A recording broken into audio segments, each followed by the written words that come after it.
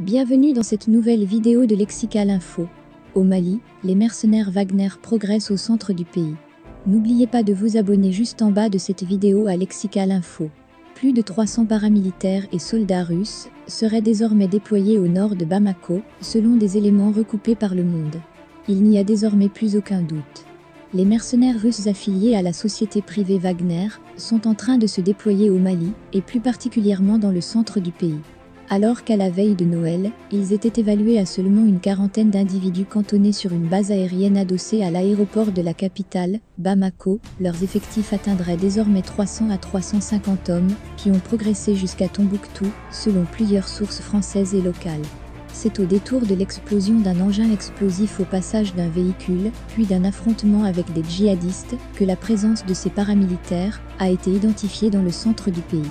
Cette attaque aurait eu lieu le 3 janvier au sud de Mopti, entre Bankas et Bandiagara, faisant plusieurs morts côté djihadiste et au moins un blessé du côté du groupe Wagner, selon le journaliste de France 24 Wassim Nasr.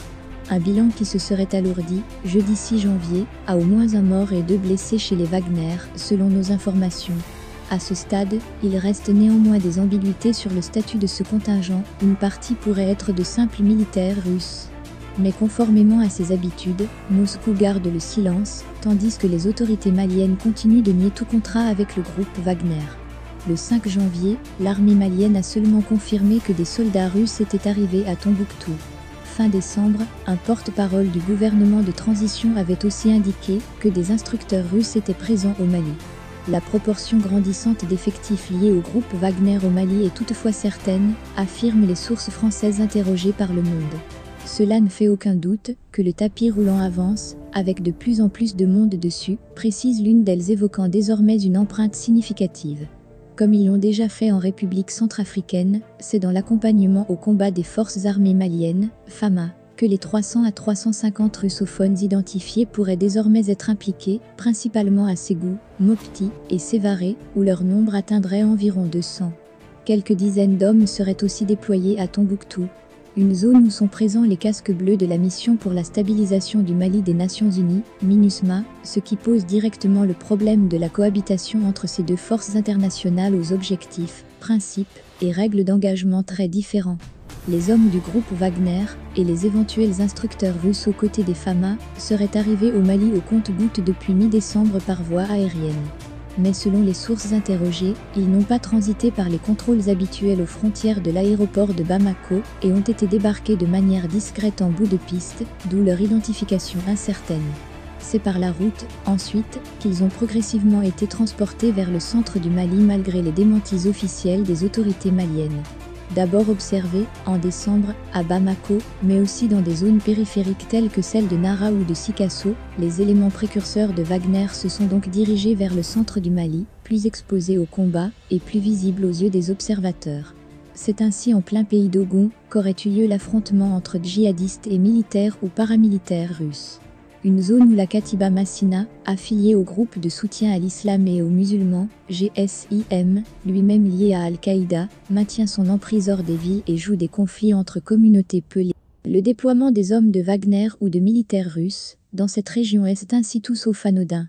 Sans jamais l'assumer, le pouvoir central malien a délaissé ces dernières années le centre du Mali, déléguant une partie de la sécurité à des milices d'autodéfense locales, régulièrement accusées d'exactions. En parallèle, la France a toujours soigneusement évité d'engager les militaires de l'opération Barkhane dans cette zone.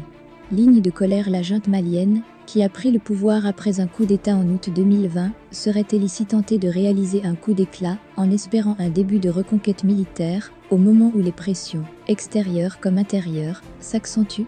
Si elles ont su s'attirer une certaine popularité locale, en lançant très opportunément des poursuites contre des personnalités des régimes précédents, les autorités de transition tentent désormais de faire le pari de repousser l'élection présidentielle de la fin février 2022, la date prévue à laquelle plus personne ne croit, à la lointaine échéance de janvier 2026.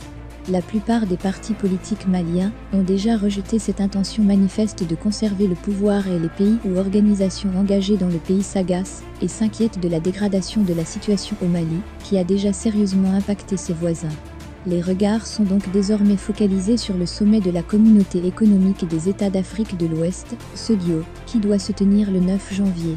Alors que les émissaires du gouvernement de transition malien ont, ces derniers jours, fait la tournée des capitales de la région pour présenter leur nouveau calendrier, une ligne de colère se dessine parmi les chefs d'État ouest-africains, indique une source française. Même ceux qui étaient les plus réticents à un renforcement des sanctions, comme les Togolais, constatent qu'ils sont arrivés au bout de leur logique, affirme cette dernière. Après avoir prononcé des interdictions de voyager contre bon nombre de membres du pouvoir malien actuel, la CEDEAO pourrait ainsi imposer un blocus des frontières et demander le blocage des comptes du Mali à la Banque centrale des États d'Afrique de l'Ouest. Des mesures extrêmes qui, outre leur impact économique, pourraient également favoriser l'effondrement de la fragile économie malienne et pousser une partie de la population à des réflexes nationalistes. Tout le monde au sein de la CEDEAO est fâché contre les autorités maliennes après la provocation du calendrier. Le temps est sûrement venu de leur rappeler qu'elles sont en train de s'enfermer dans une logique dangereuse, prévient cependant un observateur étranger à Bamako. L'avancée du groupe Wagner au Mali est également problématique pour la France. Sur le papier, forces russes et françaises ne cohabitent pas. Quelques 300 à 400 km séparent Tombouctou ou Mopti de Gao, où Barkhane a conservé sa principale base.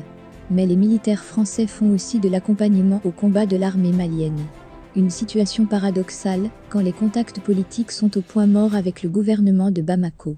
On ne pourra pas poursuivre indéfiniment ces opérations si la CEDEAO acte que nous n'avons plus d'objectifs politiques communs, juge un décideur français, conscient de l'impossibilité à terme de maintenir une fraternité d'armes avec un pays dont Paris pousse, par ailleurs, à sanctionner les gouvernants. Merci pour votre aimable attention et n'oubliez pas d'activer la cloche de notification pour recevoir les prochaines informations.